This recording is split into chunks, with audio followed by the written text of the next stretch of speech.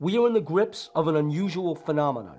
All over the world, people have been seeing giant triangles. The most famous, Belgium, 1989. Phoenix, Arizona, 1997. Tinley Park, Illinois, 2004, all of them at night. But now new breaks in the investigation of these unexplained triangular craft. We've uncovered rare, never before seen daytime footage taken in an area of California known as Triangle Alley. They're massive. They're flying so slowly over us that if it were a conventional aircraft, they'd fall out of the sky. So we are going to talk to Mark and Jed, two sky watchers here in Sonora, California, who've had some incredible daytime and nighttime sightings of flying triangles. It was June 15, 2004, when I was here on that balcony right there with you. We were looking at the sky up there, and you videotaped a real triangle during daylight hours. Oh my God. I've got 3 lights in a triangular formation. Are you sure? Yes, this is, oh my God. I was right there next to him, and I was fumbling with my camera, but by the time I got everything up and running, this thing was gone. You missed it. I missed it, unfortunately, but Mark was there, and I'm telling you guys, this really happened.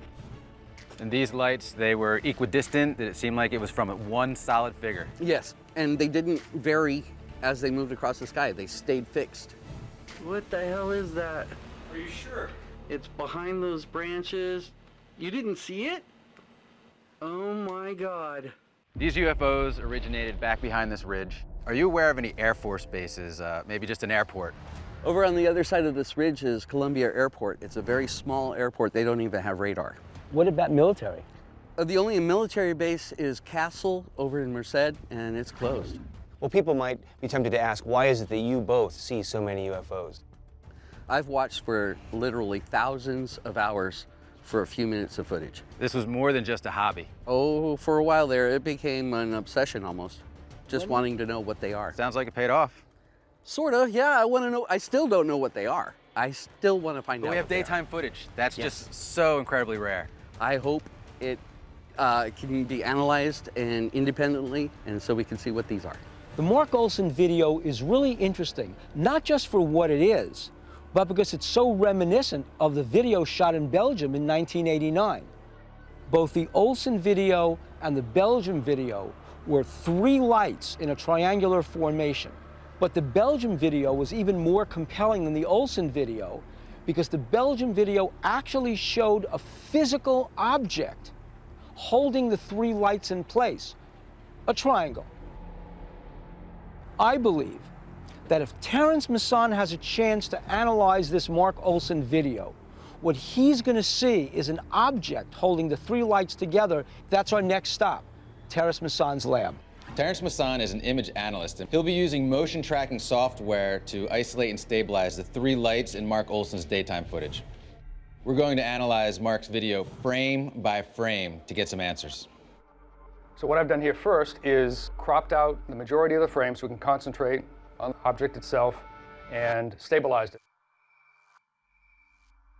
You can tell definitively here, these things are rock solid in formation. This is a good solid 4.5 seconds, and even the tightest precision acrobatic flying, you're going to see some kind of relative motion over that kind of time frame. Can we eliminate the obvious things? Is this some type of helicopter? Is there any evidence of that? Well, without having 100% certainty, I can come up with a long list of things that make this not anything like conventional aircraft.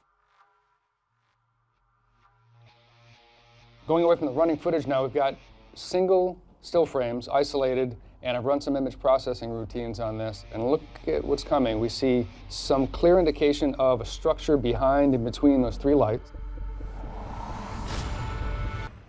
Whoa. And black triangle. I mean, there's clearly something there. Is there any other explanation that the darkness around these lights is something other than a solid object? Many times we've seen in these consumer-grade camcorders, the exposure range for the pixels that capture this information are very, very limited, and sometimes we do get blooming effects. So next to very bright lights, it'll tend to compensate and go very dark. Right. That's not what we're seeing here. It's too consistent over too long a footage What's your best guess? What are we looking at? My best guess would be we're looking at a single triangular-shaped dark craft with 3 very large either propulsion or illuminating lights